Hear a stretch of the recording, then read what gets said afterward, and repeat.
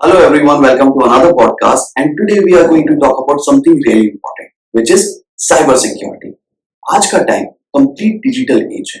सुबह से लेकर रात तक हम मल्टीपल डिजिटल डिवाइसेस से घिरे हुए हैं, भले वो हमारा स्मार्टफोन हो, हमारा कंप्यूटर हो या different kind of digital device.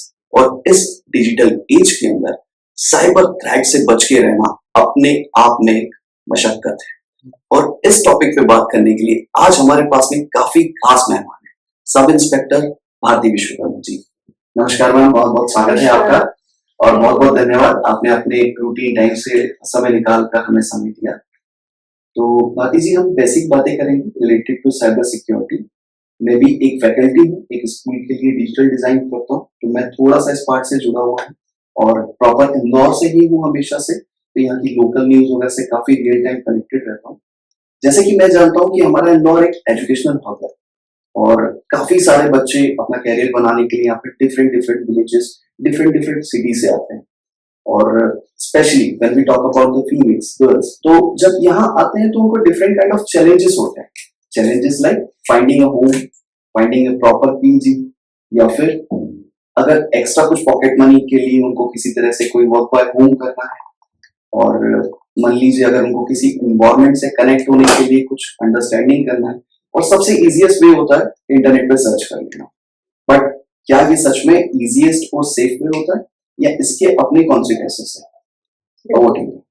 जैसा कि आपने बताया कि यहाँ पर अलग अलग एरियाज से गर्ल्स आ रहे हैं, क्योंकि ये इंदौर एक ऐसी सिटी है जो वर्तमान में यहाँ पे आपको बहुत सारी जॉब अपॉर्चुनिटी प्रोवाइड करा रही है और एक एजुकेशनल हब है। तो अगर हम देखें तो यहाँ वुमेन्स के लिए एक बहुत अच्छी सेफ प्लेस भी है, नो डाउट। बट ये जो मोबाइल है और जो आज इंटरनेट की दुनिया है, इससे कोई भी सेफ नहीं बचा है।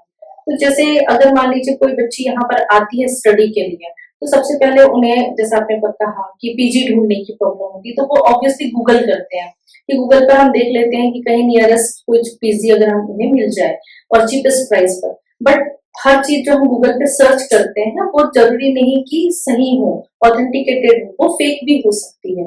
लाइक गूगल पे अगर उन्होंने कोई पीजी एड्रेस सर्च किया, उसमें जो कनेक्टेड नंबर है, मोबाइल नंबर है, उस मोबाइल नंबर में वो कॉल करते हैं और पूछते हैं कि ये इस एरिया में ये पीजी है क्या, तो बोलते हैं हाँ है।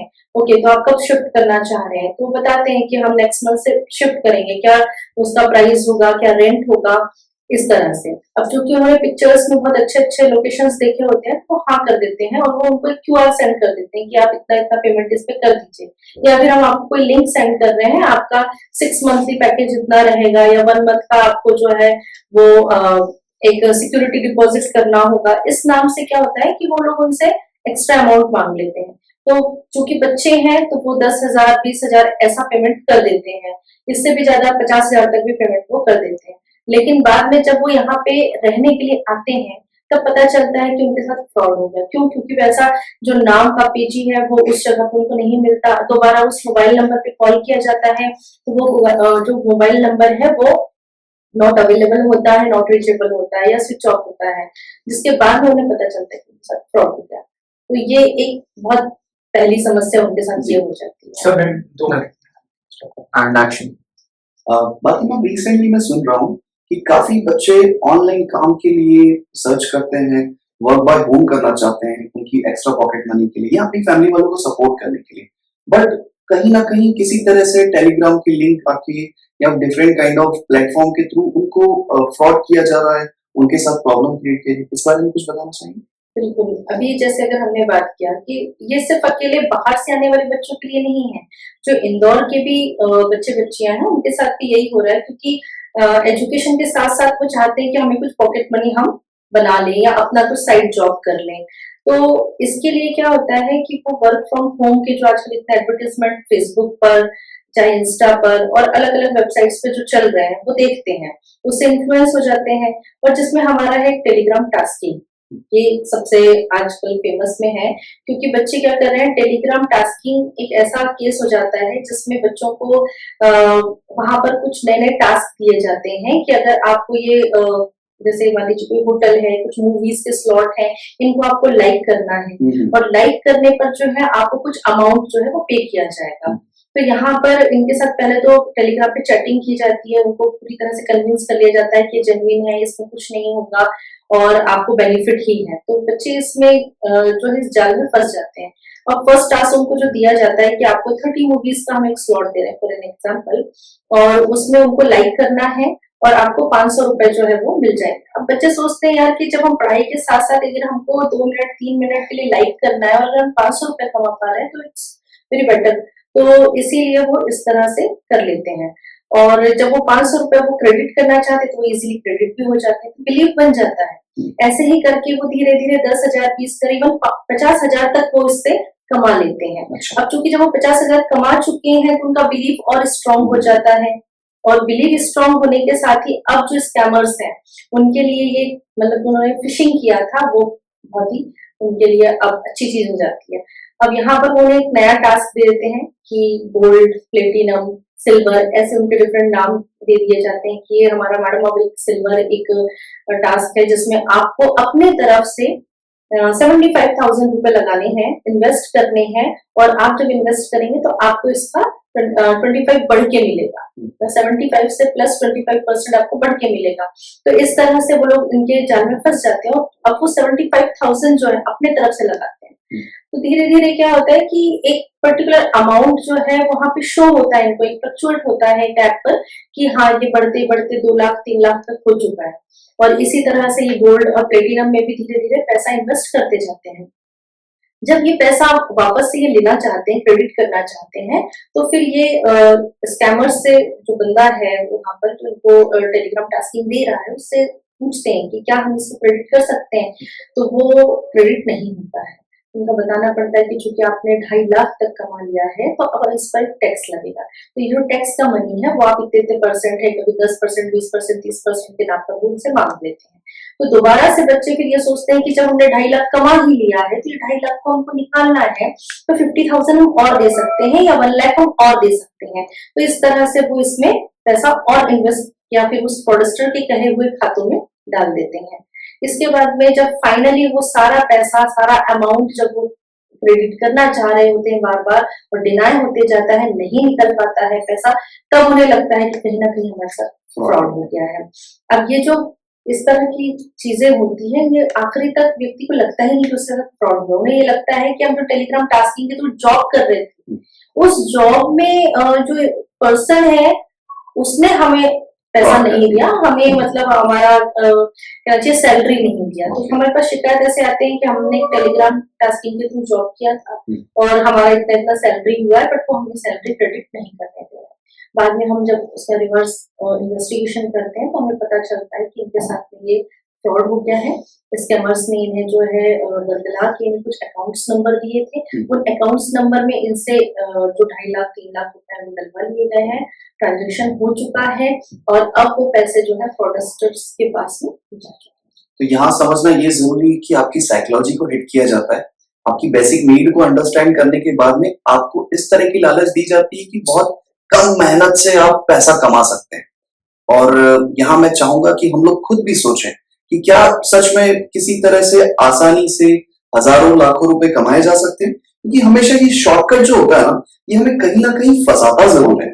और this is not related only cyber security, this is to everything. यानी आप कहीं भी सोचेंगे कि शॉर्टकट तरीके से आपको अगर कुछ काम मिल जाए, कुछ मनी मिल जाए, तो उसका अंत हमेशा अच्छा नहीं होगा। साथ ही साथ मैम, जैसे कि मैंने पहले भी कहा कि हमारा इंदौर एक एजुकेशनल हब है और जब हम एजुकेशन की बात करते हैं तो आज व्यक्ति सबसे पहले अपने करियर को रखता है और उसके बाद सेकंड रखता है अपनी other kind of I can say social activities को, जैसे कि फ्रेंडशिप की बात की जाए या फिर बात की जाए कि किसी जीवन साथी की तलाश की बात की जाए या फिर बात की जाए कि एक डिजायर की, एक बेसिक ह्यूमन डिजायर की, किसी से कनेक्ट करने की डिजायर के ऊपर। तो अब आप जैसे जानते हैं काफी सारी एप्स हैं जो कि हमको बहुत इजी वे के अंदर ऑफर करती है connectivity with the different kind of people. But इसके बारे में आपसे मैं डिटेल में जानकारी लेना चाहूंगा क्योंकि मुझे लगता है कि सेफेस्ट वे नहीं हो सकता है किसी से कनेक्ट करने का। बिल्कुल, आजकल क्या होने लगा है कि जो हमारे साथ में बैठा हुआ पर्सन है हमें उस पर उतना बिलीव नहीं है जितना कि हमें सोशल मीडिया पर जिनको हम वर्चुअली देख रहे हैं ऐसे लोगों पे हम बिलीव करने लगे हैं। अब फ्रेंडशिप की अगर हम बात करें तो यहाँ पर गर्ल्स या बॉयज, यहाँ ये नहीं है कि कोई जेंडर है या कोई एज है। यहाँ पे एज लिमिट भी नहीं है कि ये टीनेजर्स के लिए खतरनाक है या फिर ये बड़े एज के लिए ग्रुप के लिए है। यहाँ पे क्या हो रहा है कि आजकल जब से ये डेटिंग एप्स आए हैं, जीवन साथी, जो शादी.com और इस तरह के जो ऐप आए हैं, इन्होंने क्या किया कि हमारी एक पर्सनैलिटी, हमारा एक डाटा वहां पर ऑलरेडी पोस्ट है। और जो पर्सन अपने लिए एक अच्छा भविष्य में साथी चुनना चाहता है तो वो ऐसी एप्स की तरफ जाता है। और जब वो इस ऐप पर अपने जैसे किसी पर्सन को देखता है तो वो उससे फिर कनेक्ट करने लगता है, इंटरेक्ट करने लगता है कि मतलब जैसा उसे चाहिए, या उसने जो पर्सोना क्रिएट कर रखा है, यदि वहां पर उसे ऐसा कोई पर्सन मिलता है तो वो बिल्कुल चाहता है कि मैं इससे कनेक्ट करूं।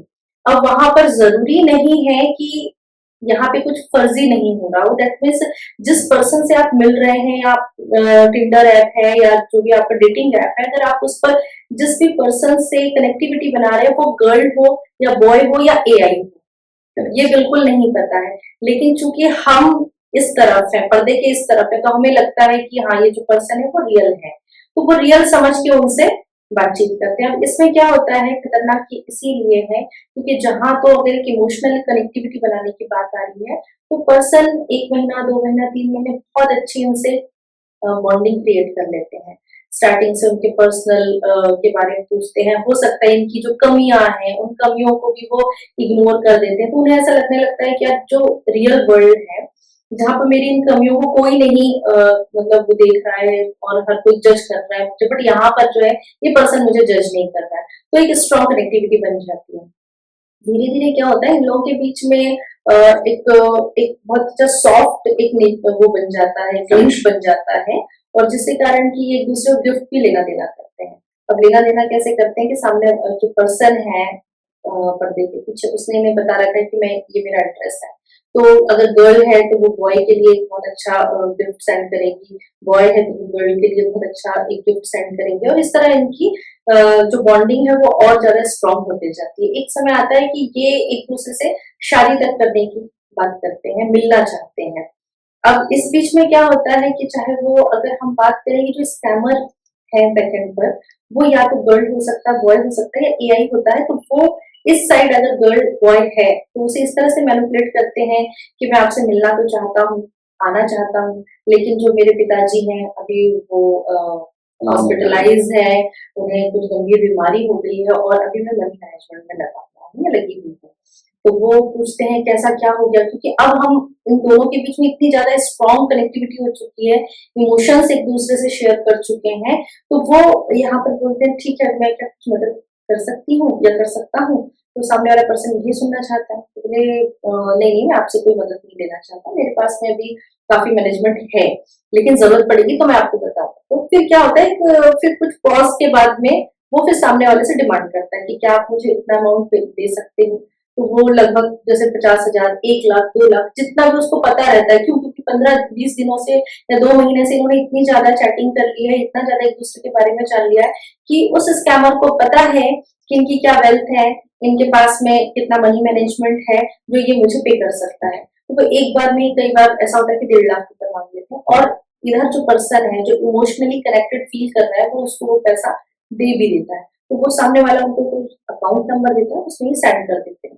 करते जाते हैं और फिर मान लीजिए ये पूरा ट्रांजेक्शन इनका 15 डेज चलता है, वो सामने वाला पूछता है आपके पापा कैसे हैं, तो बोले हाँ ठीक है ऑपरेशन हो गया है, ऐसा हो गया। अच्छा, बकायदा बीच बीच में इनके बीच में है ना वीडियो कॉल्स भी हो रहे हैं, बातचीत भी हो रही है, और पूरा हॉस्पिटल का सीन भी ये फोटो खींच के भेज रहे हैं, और कोई ना कोई पर्सन जो है वो हॉस्पिटलाइज इनको ये भेज दे रहे कि ये मेरे पिताजी हैं या ये मेरी माता जी हैं या घर का कोई परिवार का सदस्य है। तो इससे और स्ट्रॉन्ग बिलीफ बनते जाता है। फाइनली क्या होता है कि जब इधर से सारा पैसा ये दे चुके होते, कई बार लोन भी ले चुके होते हैं और अपनी गोल्ड की चीजें भी गिरवी रख चुके होते हैं, और सारा पैसा वो स्कैमर तक पहुंच गया होता है, और जब फाइनली वो बोलते हैं कि अरे यार अभी ना मुझे जरूरत है पैसे की, तो क्या तुम अब मुझे ये पैसा वापस कर सकते हो या इस तरह से, तब फिर वहां से चीजें चेंज होने लगती है। और चूंकि वो स्कैमर है और उसे अब नहीं पता कि क्या जवाब देना है, तो वो अब डिस्ट्रैक्ट होने लगेगा, धीरे धीरे वो उससे चिड़चिड़ाने लगेगा, ऐसी ऐसी बातें करने लगेगा। अब वो जब अपने पैसे की डिमांड कर रहे हैं सामने वाला, तो वो समझ जाते हैं कि ये गलत है, कहीं ना कहीं कुछ तो फिशिंग हो चुका है मेरे साथ। तो अब यहाँ पे बहुत दिनों बाद जाकर के पता चलता है कि हमारे साथ ये एक डेटिंग ऐप के जरिए जिस व्यक्ति से मिले थे वो पर्सन कोई स्कैमर था और हमारे साथ में लाखों का स्कैम हो चुका है। तो यहाँ पर अब कोई भी रिकवरी की बात नहीं हो पाती, क्योंकि आप ये देखिए ना 15-20 दिन से वो उनको जो है मनी सेंड कर रहे थे और चूंकि चुटकियों में ही ट्रांजेक्शन हो जाते हैं, तो यहाँ पर एक बहुत बड़ा उनको इमोशनल एक और financial फाइनेंशियल दोनों दोनों लॉस हो जाता है। तो कई लोग तो मेंटली डिस्टर्ब भी हो करेक्ट जाते हैं। Correct I understand. देखिए यहाँ जानना बहुत जरूरी है कि this is not just about a financial investment और a financial loss. The thing is कि आप किसी से कनेक्ट फील कर रहे हो, आपने अपना मन लगाया है उस चीज के लिए, और this is not related to gender specific. बहुत अच्छा लगा बाकी में आपने ये कहा कि जरूरी नहीं है फीमेल्स के साथ, काफी मेल्स के साथ भी सेम होता है। और हम जब छोटे हुआ करते थे तो एक एंजल प्रिया करके बहुत केस चलता था, हाँ। रिचार्ज करवाते थे रिचार्ज। तो वो एंजल प्रिया बहुत बढ़ चुका है, बहुत आगे लेवल पे जा चुका है। तो I request to my audience कि जब भी आप किसी से ट्राई करें बात करने के लिए तो प्लीज वेरीफाई और दिल रखिए, बट साथ में थोड़ा दिमाग भी खुला रखिए अपना, ताकि आप समझ पाए, आप चीजों को एनालाइज कर पाए, अंडरस्टैंड कर पाए, जिससे बाद में आपका किसी भी तरह से कोई इमोशनल या फिर फाइनेंशियल लॉस हो। साथ ही साथ बात ही मैम आपने एक बहुत अच्छा ऐड किया एआई। जी। मैं जैसे जानता हूं कि वर्चुअल काफी सारे इस तरह से कैरेक्टर्स अवेलेबल हैं ऑनलाइन प्लेटफॉर्म के अंदर जो आपसे बात कर सकते हैं, और एआई टूल्स काफी स्ट्रांग हो चुके हैं। हम देखें एआई टूल्स मतलब क्या नहीं कर पा रहे हैं। आप मिनटों के अंदर किसी वेबसाइट का फेक पेज बना सकते हैं, फ्लिपकार्ट का, अमेजोन का। आप मिनटों में किसी का डीप फेक बना सकते हैं। आप देखा जाए तो आप काफी कुछ कर सकते हैं एआई से, जो पॉजिटिव भी हो सकता है, बट क्योंकि ये इंसान के दिमाग पे डिपेंड करता है कि वो किस तरह से उस टेक्नोलॉजी को यूज करना चाहता है। जब हम लोगों ने एआई यूज करना स्टार्ट किया था तो बेसिक सिर्फ ये मेल फॉर्मेट करने के लिए या किसी को मेल शेयर करने के लिए काम आता था, और आज जहां तक मैं देख पा रहा हूँ एआई से डिफरेंट काइंड ऑफ वर्क्स हो रहे हैं, और ऐसा कोई नहीं है। जब हम तरीके से चारों तरफ देखें, न्यू गैजेट्स देखें, न्यू टेक्नोलॉजी देखें, तो एआई हर जगह पे है। हर प्रोडक्ट के अंदर एआई आ रहा है। आप होम अप्लायंसेस देख लिए, उसके अंदर आ रहा है। आप अपनी कार के ऑडियो सिस्टम्स वगैरह में देखिए, उसमें एआई आ रहा है। बेसिकली एप्स का यूज भी मुझे लगता है यूजर का काफी बड़ा है, क्योंकि जहां हम एक बेसिक डाटा एनालाइज के लिए या हमारे प्रोडक्टिविटी वर्क के लिए एआई यूज करते थे, आज लोग एआई से अपनी पर्सनल प्रॉब्लम शेयर कर रहे हैं। एआई को एक आई कैन से फ्रेंड की तरह ट्रीट कर रहे हैं, जहां वो किसी अपने से जो नहीं बातें कर पाते, नहीं डिस्कस कर पाते, वो जाके चैट जीपीटी से बात कर रहे हैं, जेमिनाई से बात कर रहे हैं, एनालाइज कर रहे हैं। और जहां तक मैंने यूज किया ना, क्योंकि मैं भी टू बी वेरी ऑनेस्ट काफी टाइम से एआई यूज कर रहा हूँ और बहुत डीपली लेवल पे यूज कर रहा हूँ, तो मुझे ऐसा लगता है कि जो इन प्रोडक्ट्स को बनाता है ना, वो बेसिकली यूजर सेंटर्ड बनाता है। यानी अगर मैं एक्स पर्सन हूं तो मुझे एक्स को हमेशा राइट ही ट्रीट करेगा, वो मेरा बैकग्राउंड नहीं देखेगा। That's first thing. Second thing जहां तक मैंने ऑब्जर्व किया है कि आजकल सिर्फ चैट करना रिलेटेड नहीं है, मेरी अंडरस्टैंडिंग कहीं ना कहीं लीक हो रही है। क्योंकि जैसे ही अगर मैं कुछ डिस्कस करता हूँ किसी तरह की चीज, या मैं इंस्टाग्राम पे हूँ और मैं किसी से बात कर रहा हूँ, तो सडनली मैं मेरा फोन उठा के देखूंगा तो चारों तरफ मुझे वही दिखेगा।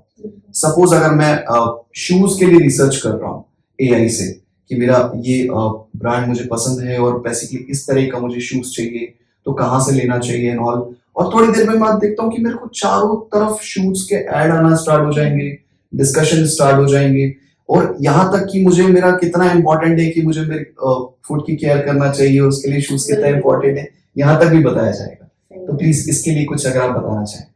देखिए, इसमें सबसे पहले अगर मैं स्टार्ट करूँ तो हमारी ईमेल आईडी, जीमेल आईडी होती है। आप जब फोन परचेस करते हैं तो वो कुछ नहीं होता है।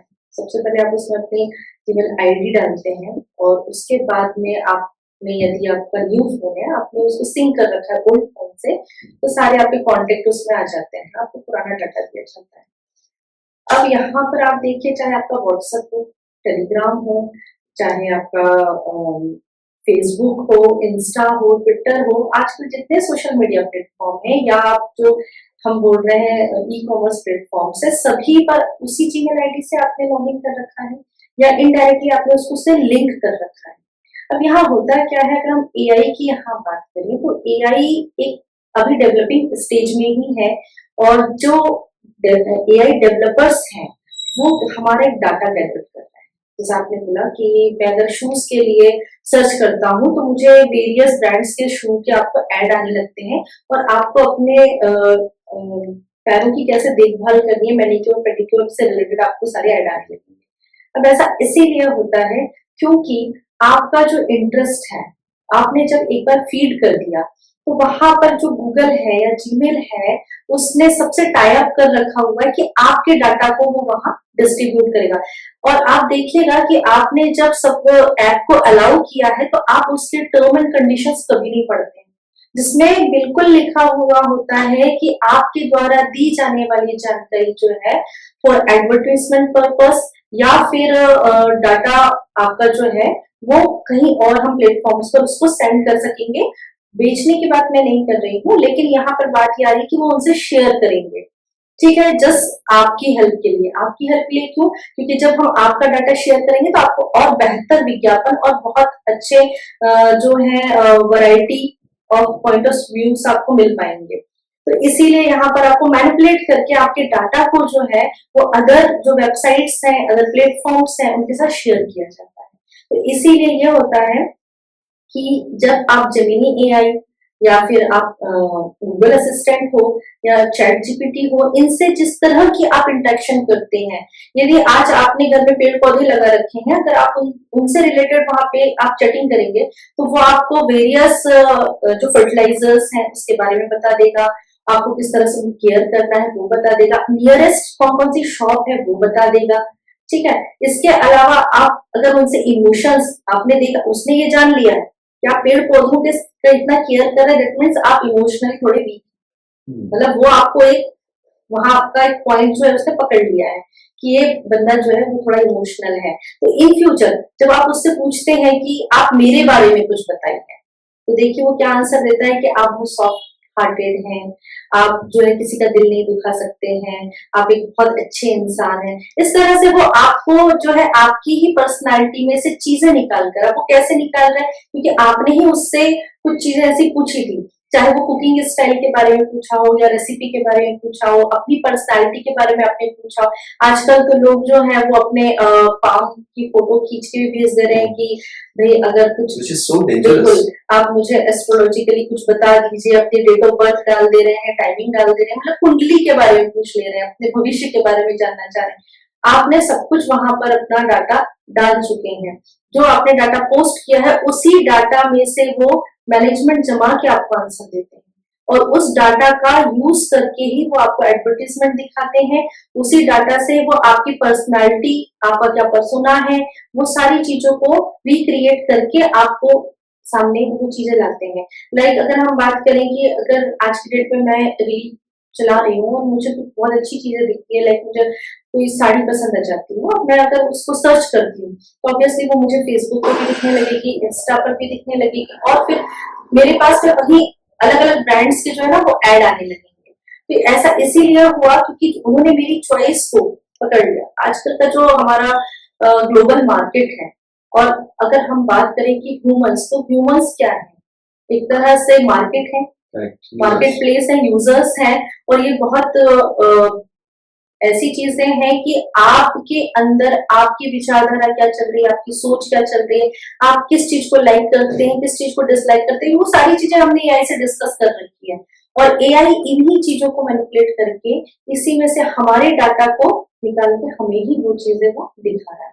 तो वो डेंजरस इसीलिए है क्योंकि भविष्य में ये चीज आपके खिलाफ भी यूज हो सकती है। जहां तक कि हम ये चीज जान रहे हैं कि एआई का use in future human robots बनाने के लिए होना चाह रहा है। रोबोट्स में वो जो चाह रहे हैं कि ह्यूमन के जैसे टेंडेंसी, उनका भावनात्मक कनेक्शन, उनके जैसे हाव भाव और विचारधारा, अगर ये सिचुएशन हो तो ह्यूमन क्या सोचेगा, तो वो इस तरह से हमारे अंदर से जो इंटेलिजेंस है उसको निकाल कर जो है वो इन रोबोट्स में डालना चाह रहे हैं। और एआई का मेन पर्पस यही है। तो इसीलिए खतरनाक इसीलिए है क्योंकि हमारे जो ह्यूमन है, ह्यूमंस की जो साइकोलॉजी है, इमोशनल है, इमोशनल इंटेलिजेंसी है, इस चीज को यदि वो रोबोट्स में डाल देंगे तो इम्प्लीमेंट कर देंगे और कल में हमारे साथ में कोई रोबोट है तो ये एक कहना चाहिए मानवता के लिए खतरा है। बिल्कुल सही। बहुत अच्छा कहा आपने। और जहां तक मैं समझ पा रहा हूँ कि आज के टाइम पे इंसान इंसान को उतना डार्क डीप मैनिपुलेट नहीं कर सकता जितना कि कोई एक वेबसाइट, एक एप्लीकेशन या फिर कोई एआई टूल आपको डार्क मैनिपुलेट कर सकता है। And the second most important thing ma'am, जो मेरे दिमाग में एक आई डोंट नो एक इंटरेस्टिंग सा क्वेश्चन आया। काफी टाइम ऐसा भी हो सकता है जैसे कि हम बात करें एविडेंस की, जो आपकी फील्ड के लिए बहुत ज्यादा इंपॉर्टेंट है। मान लीजिए कोई एविडेंस जेन्युइन है ना, जैसे रिकॉर्डेड वीडियोस, ऑडियो, फोटोज और एनीथिंग, बट अभी एआई आ गया है और बहुत डार्क लेवल पे है, तो क्या ये डिफिकल्ट नहीं होता है कि वो एविडेंस को हम उसको जेन्युइन मान रहे हैं, या फिर उसको किस तरह से मान सकते हैं कि हाँ ये एआई जनरेटेड वीडियो नहीं है, ये एक्चुअल में रिकॉर्डेड वीडियो है, या फिर ये एक्चुअल फोटोज है किसी भी इंसिडेंट्स के एविडेंस के लिए और ये एआई जनरेटेड नहीं है, तो वो कैसे पता लगाया जाता है? देखिए आप जहाँ तक मुझे लग रहा है बात कर रहे हैं डीप फेक और जो deep videos correct correct correct और जो हम कह रहे हैं मॉर्फ हो जा रहे हैं करेक्ट। pictures। तो यहाँ पर ये इस तरह से है कि यदि हम कोई ओडिशन राइट, आज हम बात करें तो हमारी जो वीडियोग्राफी हो रही है ऑब्वियसली इसका एक हैश वैल्यू जनरेट होगा। राइट ओके, तो अगर इसका जो हैश वैल्यू है, अगर इसमें अगर आप अभी ये वीडियो जो शूट कर रहे हैं यदि इसमें कुछ कट करना चाहेंगे या किसी तरह कुछ एडवर्टीजमेंट बीच में डालना चाहेंगे या कुछ फोटो इसमें इंसर्ट करना चाहेंगे, तो आपको इसको क्या करना पड़ेगा, कट करना पड़ेगा या फिर इसके साथ में थोड़ा सा छेड़छाड़ करनी पड़ेगी, तो इसकी हैश वैल्यू चेंज हो जाएगी। सेम यहाँ पर हमारे एविडेंसेस में भी यही होता है कि ओरिजिनल वीडियो जो होता है वो अपने साथ में एक हैश वैल्यू रखता है। यदि उस हैश वैल्यू के साथ में कोई छेड़खानी होती है, दैट मीन्स उस वीडियो के साथ लाइक आप बोल रहे हैं अगर उसमें एआई जनरेटेड अगर उसे कर दिया जाए तो यहाँ पे उसकी हैश वैल्यू चेंज हो जाएगी। इससे हमें पता चल जाएगा कि ये ओरिजिनल वीडियो नहीं है, इसके साथ में कुछ ना कुछ कट कॉपी पेस्ट हुआ है या कुछ छेड़छाड़ हुई है। बट अगर हम बात करें इसको जानने पहचानने की, तो कहीं ना कहीं आप देखेंगे कि जो ओरिजिनल वीडियो होता है वो एकदम स्मूथ होता है, उसमें किसी तरह का क्लिच नहीं होता है। और जो अगर आप मेरे फेस को अगर शूट कर रहे हैं तो आपको एक सिमेट्री दिखाई देगी, ठीक है। लेकिन वहीं पर यदि कोई ऐसा डीप फेक वीडियो हो, एआई जनरेटेड हो, तो उसमें कहीं ना कहीं ये होगा कि जो मेरी आई कलर है वो थोड़ा सा आपको चेंज नजर आएगा, जो ईयर लोब है उसमें थोड़ा बहुत आपको चेंज नजर आएगा, लिप्स का जो मूवमेंट है क्योंकि इसको इम्पोज करके बनाया जाएगा, मतलब मेरी बॉडी के साथ में अगर कोई फेस को इम्पोज करने की जब कोशिश की जाएगी तो वो बॉडी के साथ में सिमेट्री नहीं बना पाएगा, ठीक है। तो इसमें हम ऐसे बहुत छोटी छोटी चीजें हैं, आपके बालों का कलर भी हो सकता है, या आप देखेंगे कि किसी का मंकी माउस टाइप का आपका फेस स्ट्रक्चर होता है, किसी का आर्क वाला होता है, तो वो अगर किसी ऐसे इम्पोज वहां करने जाते हैं तो वो आपको वहां पे क्लिच नजर आ जाता है। तो ये भी चीजें हैं जिनसे कि हम थोड़ा बहुत जो है एआई वीडियो या फेक वीडियोस को और रियल वीडियोस को हम एक दूसरे से कंपेयर कर लेते हैं। तो देखो दोस्तों, यहाँ पे जानने की बहुत जरूरत है। कैमरा आज हर किसी के पास में है। आप एक सभ्य नागरिक बनने का अगर जिम्मेदारी लेते हैं तो बहुत अच्छी बात है, और भगवान ना करे पर अगर आपसे कुछ गलती हो जाती है और वो रिकॉर्ड हो जाती है कहीं पे, तो आप उसको एआई डायरेक्ट नहीं बोल सकते, है ना, क्योंकि जो इस फील्ड में काम कर रहे हैं वो रेगुलर ऐसी प्रॉब्लम से डील करते हैं और उन्हें खुद से पता लगता है कि what is AI and what is real. बाकी मैम, ईश्वर की कृपा से मैं इंदौर के एक काफी अच्छे स्कूल में काम करता हूँ और मेरा भी सब्जेक्ट यही है, कंप्यूटर साइंस। और हमारा स्कूल में ई लर्निंग काफी प्रमोट करता है क्योंकि हम एक ग्रीन स्कूल है, हम पेपर वेस्टेज पे बिलीव नहीं करते। और 5th ग्रेड से हमारे पास बच्चों के पास में आईपैड्स हैं और बच्चे डिवाइस से ही कोशिश करते हैं कि ज्यादा से ज्यादा स्टडी पार्ट उनका डिवाइस से वर्किंग करे। अब टू बी वेरी ऑनेस्ट, मेरे जो बच्चे हैं काफी इंटेलिजेंट बच्चे हैं, बट है तो बच्चे ही। और एक बच्चे के हाथ में जब डिवाइस होता है और अगर पूरी तरह से ओपन डिवाइस है, वैसे हम parental control and all use करते हैं, बट फिर भी काफी रिस्क होता है। तो बच्चा हर तरह की चीज एक्सप्लोर करके देखना चाहता है। बच्चा अलग अलग वेबसाइट पे जाता है, अलग अलग गेम्स एक्सप्लोर करता है। कई बार ऐसा होता है कि पेरेंट्स को नहीं पता होता, बट पेरेंट्स के जो अकाउंट इन्फॉर्मेशन होते हैं, क्रेडिट कार्ड्स एंड ऑल, वो भी बच्चे के पास में रहते हैं। और जहां तक मुझे याद है, जब मैं यंग था, कॉलेज में था, तो एक ब्लू व्हेल करके गेम बहुत फेमस हुआ है। तो रिसेंटली अगर इस तरह का कुछ इंफॉर्मेशन है, कुछ ऐसी जानकारी है जिससे ऐसे कुछ केस हुए हैं और आप उसके बारे में बताना चाहें, तो हमारे व्यूअर्स को बहुत हेल्प हो सकती है। ठीक है, बिल्कुल। अभी आपने जो बात छेड़ी है इसमें हम छोटे बच्चों की बात कर रहे हैं और इसमें छोटे बच्चे ही अकेले इन्वॉल्व नहीं है। आजकल जो कैंडी क्रश जैसी है इसमें तो बड़े लोग भी जो है वो इतना ज्यादा इन्वॉल्व हो जाते हैं कि उन्हें पता ही नहीं चलता है कि वो कहाँ बैठे हैं या क्या कर रहे हैं या उनका नेक्स्ट स्टेप क्या होना है। तो फिर अगर हम बच्चों की बात करें तो वाकई में पेरेंट्स को पता भी नहीं होता है कि हमारे बच्चे क्या गेम खेल रहे हैं। और इसके पीछे कहीं ना कहीं अगर हम बात करें कि थोड़ा थोड़ा अपने पेरेंट्स की भी गलतियां होती हैं, क्योंकि क्या होता है हम अगर इतनी ड्यूटी के बाद में अगर मैं घर पहुंचूं और उसके बाद में मुझे बच्चे को भी टाइम देना है, घर के जो हमारे हाउस होल्ड जो हमारे डेली वर्क है वो भी करने हैं, तो पॉसिबल नहीं होता है कि हम बच्चों को एक बहुत अच्छा क्वालिटी टाइम दे सकें। तो इसलिए हम क्या करते हैं, उन्हें अपना फोन पकड़ा देते हैं।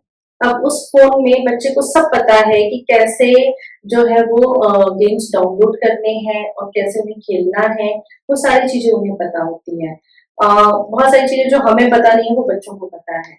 अब इसमें जो कुछ अगर हम गेम्स की बात करें तो लाइक ब्लू व्हेल जो आपने कहा कि पिछले 2 साल पहले ही हमारे इंदौर में केस हुआ था जिसमें 13 साल की एक बच्ची है। अब उस गेम में ये था कि उसे टास्क दिए जाते थे कि आप कितनी हाइट से जंप कर सकती हैं। तो उस बच्ची को हर बार जो है वो शो करना होता था कि हाँ मैं इतनी हाइट से जंप कर सकती हूँ। और एक बार यही हुआ, लास्ट टाइम यही हुआ कि उस बच्ची ने उस गेम से इन्फ्लुएंस होकर एक बहुत बड़ी बिल्डिंग से जो है वो छलांग लगा दी, जिससे कि उसकी डेथ हो गई। तो यहाँ पर हम समझ सकते हैं कि 13 साल की बच्ची का माइंडसेट क्या ही होगा, क्योंकि उस समय एक जो बच्चा होता है वो डेवलपिंग कंडीशन में होता है। उसका माइंड जो है नई चीजें, नई चैलेंजेस को एक्सेप्ट करना चाहता है कि नहीं मैं भी कुछ हूँ, मैं भी कुछ करके दिखा सकता हूँ, सकती हूँ, इस तरह से। तो यहाँ पर गेम्स जो होते हैं वो इनकी इंटरनल जो एक इस चीज को ना बहुत ज्यादा मैनिपुलेट कर देते हैं कि नहीं मुझे भी कुछ करके दिखाना है। क्योंकि वहां पर जिस तरह से हम आजकल देख रहे हैं, जितने गेम्स आप देखेंगे या तो वो हिस्टोरिकल किसी चीज पर बने हैं जिसमें आप तलवारें हैं, वेपन्स हैं जिसके थ्रू बहुत सारी हिंसा दिखाई जा रही है, या फिर अगर हम बात करें कि गन्स हैं, वहां पे बहुत सारे बुलेट्स हैं, बहुत सारा ऐसा आर्म्स है जिसके थ्रू बहुत सारी मारकाट मचाई जा रही है, जिसके कारण क्या हो रहा है बच्चों का एक माइंडसेट जो हो रहा है ना वो हिंसात्मक होते जा रहा है। उनकी भावनाएं जो है डेवलप होने से पहले ही डिस्टॉर्टेड हो जा रही हैं। और यहाँ पर वो पेरेंट्स के साथ भी वैसा ही बिहेव करने लगते हैं। अगर आपने ध्यान दिया हो तो बिल्कुल जो पेरेंट्स हैं और जो सुन रहे हैं, यदि वो अपने बच्चों पे ध्यान दें तो आप देखेंगे कि कुछ समय पहले जब वो बच्चा वो गेम नहीं खेल रहा था तब उसकी पर्सनैलिटी कुछ और थी, और पर्टिकुलर गेम्स खेलने के बाद में उसकी पर्सनैलिटी कुछ और हो जाती है। और वो इस तरह से होता है क्योंकि अगर आप किसी चीज में बहुत ज्यादा इन्वॉल्व हो, तो खासकर आप एक हम बोलेंगे कि वो कच्ची मिट्टी के हैं, कच्ची मिट्टी है इसीलिए अभी उनका माइंड जो है वो डेवलपिंग स्टेज में है। वो जैसा देखेंगे, जिस चीज में ज्यादा समय देंगे, वो चीजें उनके ऊपर ज्यादा हावी होने लगेगी। तो यहाँ पर हम इस चीज को हमने बहुत ज्यादा देखा है, स्टडी किया है कि बच्चों में जो है वो माइंडसेट चेंज बहुत जल्दी हो जा रहा है, बहुत जल्दी वो क्रूएल्टी की तरफ जाने लगे, हिंसात्मक होने लगे हैं। इसी के साथ में अभी बीच में दिल्ली में एक केस भी हुआ था कि एक अफ्रीकन गेम है, उस गेम के अंदर ये होता है कि पूरा सिनेरियो जो है वो डिज्नीलैंड जैसा है, और उस डिज्नीलैंड में बच्चों को अपने गेम के अंदर एंटर करना होता है कार्टूनाइज फॉर्म में। वहां उनकी वॉइस भी बिल्कुल उसी तरह की होती है। अब यहाँ पर क्या हो रहा है कि ये जो गेम है ये एक गेम ना होकर स्कैमर्स द्वारा चलाए जाने वाला एक वो तरीका है बच्चों को किडनैप करने का। इसमें यह होता है कि जो स्कैमर है वो चूंकि एडल्ट है, बट जब वो गेम में एंटर करता है, रजिस्टर्ड करता है, तो वो एक चाइल्ड के रूप में वहां बिहेव करता है और उसकी वॉइस भी चाइल्डिश हो जाती है, कार्टूनाइज हो जाती है। वहां पर वो बच्चों से इंटरेक्ट करते हैं, उनके गुड्स एंड बेड्स के बारे में उनसे हर तरह की बातें पूछते हैं, इमोशनली उनसे वो कनेक्ट करने की कोशिश करते हैं। और घर का क्या माहौल है, घर में कितने लोग हैं, पेरेंट्स क्या करते हैं, वेल्थ कितनी है, उनके अगर भाई बहन है तो उनका बिहेव उसके प्रति कैसा है, इस तरह करके पहले वो पूरा उस बच्चे से डाटा या इंफॉर्मेशन निकाल लेते हैं कि उस घर में क्या चल रहा है। फिर धीरे धीरे वो उसे मैनिपुलेट करते हैं कि चलो ठीक है, एक काम करो, आज आप अपने पापा को बोलना कि मुझे जो है वो AK-47 टाइप की जो एक गन होती है, हाँ बिल्कुल, तो वो खिलौना मुझे ला कर दे। तो अब चूंकि अगर वो पेरेंट अच्छे परिवार से होंगे तो वो उन्हें जरूर दिलाएंगे, लेकिन कुछ पेरेंट्स ऐसे होते हैं जो नहीं दिला सकते, तो वो नहीं दिला पाते हैं। तो यहाँ पर जो स्कैमर है, अब वो इस तरह से माइंड मैनिपुलेट करता है उस बच्चे का कि देखा तुम्हारे पेरेंट्स तो तुम्हें प्यार ही नहीं करते, अदरवाइज तुमने जो खिलौना मांगा वो इतने का तो था, दिला ही देते हैं। तो वो बच्चा थोड़ा सा उस समय माइंड में उससे शक आ जाता है। धीरे से वो मदर के लिए बोलेंगे कि यार मदर को बोलो कि मैं आज ये नहीं खाऊंगा, मैं वो खाऊंगा, या अपने जो कुछ चीजों की ऐसे डिमांड करो कि वो फुलफिल कर सकती हैं या नहीं। तो यहाँ हम देखते हैं कि कुछ परिवार कर देते हैं, कुछ परिवार नहीं कर पाते हैं। तो जो बच्चे इस ऐसी फैमिली से बिलोंग कर रहे हैं जहां पर उनकी बातों को, जो मैनिपुलेशन वाली बातें हैं, उसको क्लैरिफाई नहीं किया जा रहा, सेटिस्फाइड नहीं किया जा रहा, तो वो बच्चे धीरे धीरे अपने मदर फादर से डिस्ट्रैक्ट होने लगते हैं। और फिजिकल वर्ल्ड में भी वो उनके साथ जो है ना बहुत ज्यादा ऐसे बिहेव करने लगते हैं कि पेरेंट्स तो मेरे दुश्मन है। और यहाँ पर फिर क्या होने लगता है, धीरे धीरे भाई बहन, मदर फादर, दादा दादी, इन सब के खिलाफ करने के बाद में एक ऐसा पॉइंट आता है, और ऐसा नहीं है कि ये एक दिन की प्रोसेस हो, ये लगभग 15 डेज 20 डेज ये सारी चीजें चलती रहती है। एक पर्टिकुलर टाइम के लिए वो बच्चा वो गेम खेल रहा है और उसी समय पे ये सारी चीजें हो रही है। उसके क्लासमेट्स कैसे हैं, क्या वो उससे ज्यादा बुली करते हैं क्या, या उसी किसी कमजोरी का मजाक उड़ाते हैं, तो इस तरह से उसको पहले वो पूरे इस वर्ल्ड से डिस्कनेक्ट कर देते हैं और एक इमेजिनरी वर्ल्ड में ला देते हैं कि देखो जिस वर्ल्ड में तुम हो, यहाँ पे तुम बेस्ट हो, तुम हीरो हो, तुम सब कुछ कर सकते हो। तो इस तरह से जो बच्चा होता है वो बहुत ज्यादा यहाँ पे मैनिपुलेट हो जाता है उस स्कैमर से। अब एंडिंग में स्कैमर क्या करते हैं, उनसे बोलते हैं कि अच्छा चलो ठीक है, अपन तुम्हारे मम्मी पापा को एक सबक सिखाते हैं। तो बोले कैसा सबक सिखाएंगे, तो उनका कहना पड़ता है कि हम ऐसा करते हैं कि कुछ दिन के लिए तुम वहां से गायब हो जाओ, कुछ घंटे के लिए गायब हो जाओ। तो बोले मैं कहाँ जाऊं, तो जैसे चूंकि इंटरेक्शन के थ्रू पता चल गया है कि ये जो बच्चा मेरे से बात कर रहा है ये भी इसी इंदौर शहर में या जो भी उनका एरिया हो वही रहता है, लेकिन कुछ दूरी पे रहता है जहां तक मुझे जाना है। तो वो बच्चा ऐसे इनवाइट करता है कि एक काम करो, तुम इतने बजे से इतने बजे मेरे घर आ जाना, ताकि जब तुम अपने पेरेंट्स को घर में ना मिलो तो वो देखते हैं कि वो तुम्हारी चिंता करते हैं या नहीं करते हैं। अब स्कैमर यहाँ उनको बता देता है कि आपको मोबाइल जो है उसमें से ये ऐप को हटा देना है, इस गेम को हटा देना है, डिलीट कर देना है, मोबाइल को घर में रख कर आना है, और वो पूरा उसको रूट बता देता है कि आपको कहाँ कहाँ कैसे कैसे आना है। कभी आपको ऑटो पकड़ना है, ऑटो से कभी पैदल चल के आना है, मतलब एट दी एंड वो उसको ऐसे पॉइंट पे बुलाते हैं उस बच्चे को जहाँ कोई सीसीटीवी कवरेज ना हो, ऐसी जगह पे उस बच्चे को बुला लिया जाता है। और वहां पर पहले से कुछ लड़के लोग खड़े होते हैं, कुछ वेन वगैरह खड़ा होता है जो उस बच्चे को ले जाने के लिए है। वो स्कैमर उस बच्चे को इस तरह से बात बताता है कि जब आप उस पॉइंट पे पहुंचोगे तो वहां पर कुछ भैया लोग खड़े होंगे, आप उनसे मेरे घर का एड्रेस पूछ लेना तो वो आपको बता देंगे। तो इस तरह से जब बच्चा वहां पहुंचता है तो उसे वाकई में वहां पे एक वेन दिखती है, कुछ लड़के दिखाई देते हैं जो बड़े हैं एज में। तो उनसे पूछता है कि भैया आपने इस फला फला बिल्डिंग को आप जानते हैं क्या, तो बोले हाँ हम वहीं तो रहते हैं, आप चलो, हम आप ही चलो, हम वहीं जा रहे हैं। तो बच्चा जो है बिना सोचे समझे उन पर एकदम ब्लाइंड बिलीव करके उनके साथ में चला जाता है और इस तरह से उस बच्चे की किडनैपिंग हो जाती है। अब आप देखिए कि यहाँ पर ना तो बच्चे को किसी तरह कोई मादक पदार्थ दिया गया, ना ही उसे कोई पार्क से जो है वो अपने एबडक्ट किया गया, या इस तरह से हम देख रहे हैं कि कहीं से उसकी चोरी नहीं हुई है।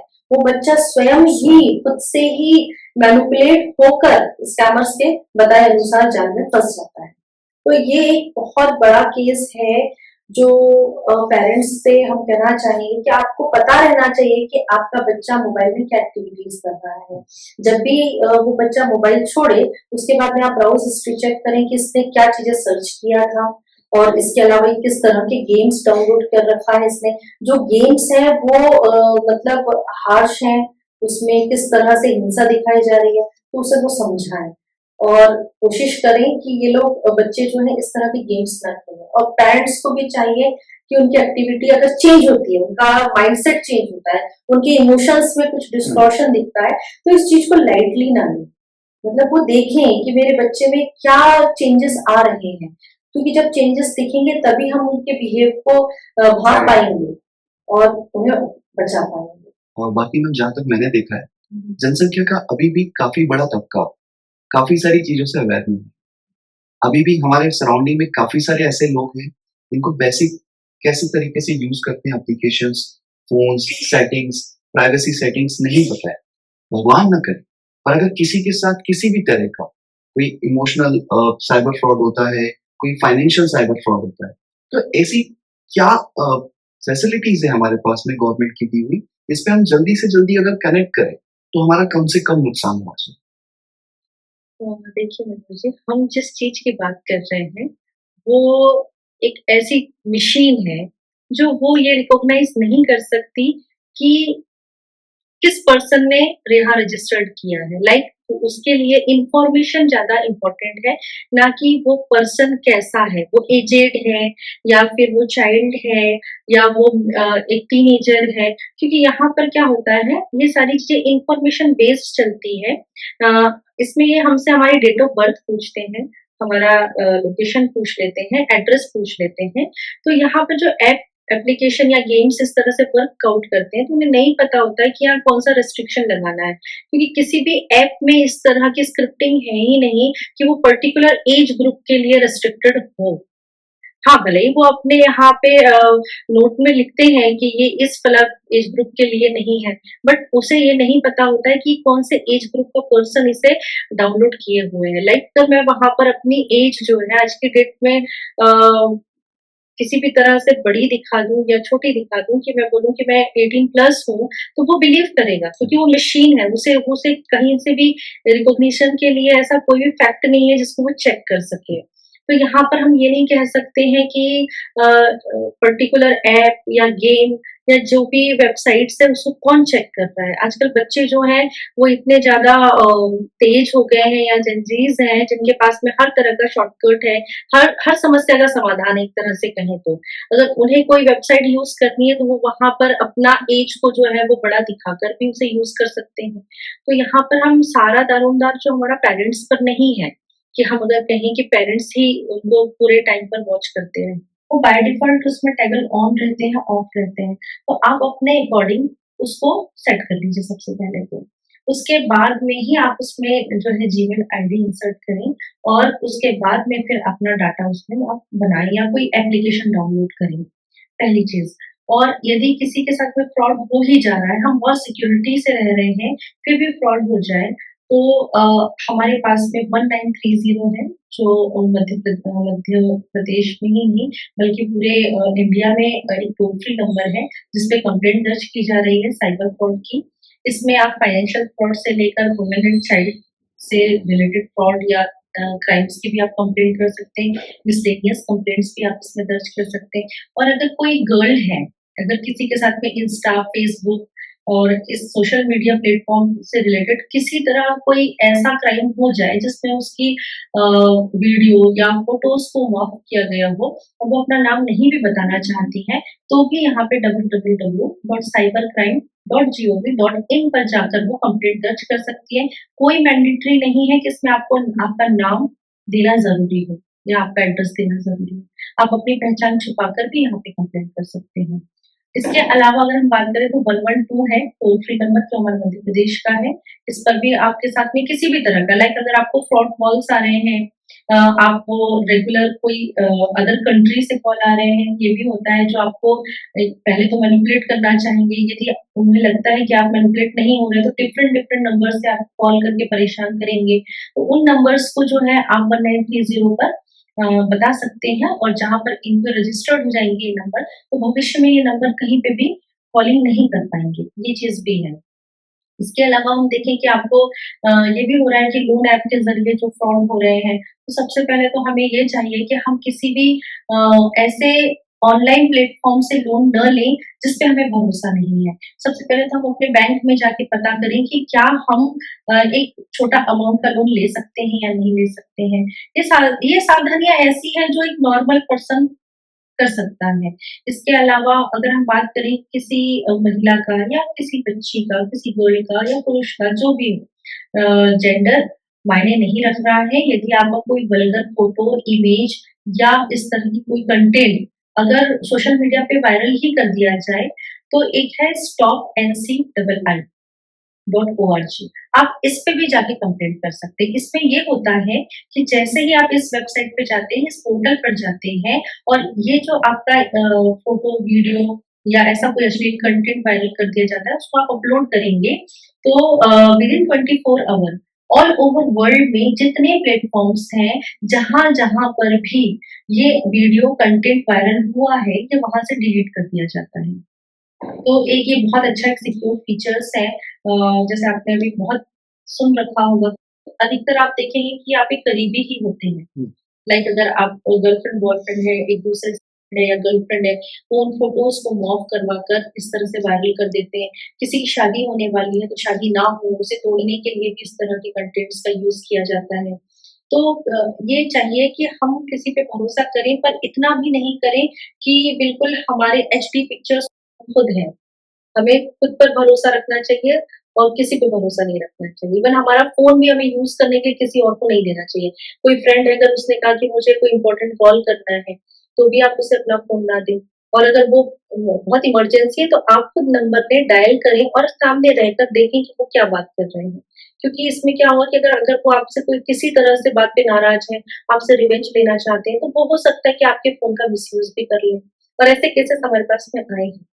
कि बहुत बहुत फास्ट फ्रेंड है और उसी ने अपनी फ्रेंड का, चूँकि वो बहुत ज़्यादा एक फैशन डिज़ाइनर बन गई है और एक अच्छी कमाई करने लगी है, तो उसको कहना चाहिए डिमोरलाइज़ करने के लिए, उसको डिफेम करने के लिए उन्होंने ऐसा कुछ काम किया था, जिसके कारण कि उस अपने जो फ़ोन की सिक्योरिटी ब्रीच करके उन्होंने अ, इंस्टाग्राम हैक कर लिया था और इंस्टाग्राम पर ही उन्होंने जो है बहुत सारी वल्गर इमेजेस, जिस पेज पर, जो बिज़नेस पेज पर वो अपने फैशन डिज़ाइनिंग ब्रांड्स को एंडोर्स कर रही थी, उस जगह पे उन्होंने जो है वल्गर फ़ोटोज़ वगैरह पोस्ट कर दिए थे। जिससे उनका काफ़ी डिफेम हुआ और बिज़नेस भी डाउन हो गया। बाली मैम, बहुत-बहुत धन्यवाद आपका। आपके सुझाव, समय और जानकारी के लिए दिल से शुक्रिया। साथ ही साथ आम जनता के लिए आप प्लस आपके जैसे काफ़ी हमारे भाई-बहन लोग जो दिन-रात मेहनत करते हैं, ये होती है वो ज़िंदगी के साथ ऐसी प्रोफ़ाइल को चूज़ करना, जिसमें हर तरफ, हर जगह, हर समय स्ट्रेस है। हर दिन अपनी बेसिक नीड्स को कॉम्प्रोमाइज़ करके, अपना खाना-पीना तक कॉम्प्रोमाइज़ करके, किसी और के लिए सोचना, किसी और के लिए करना। Really thank you ma'am, thank you so much.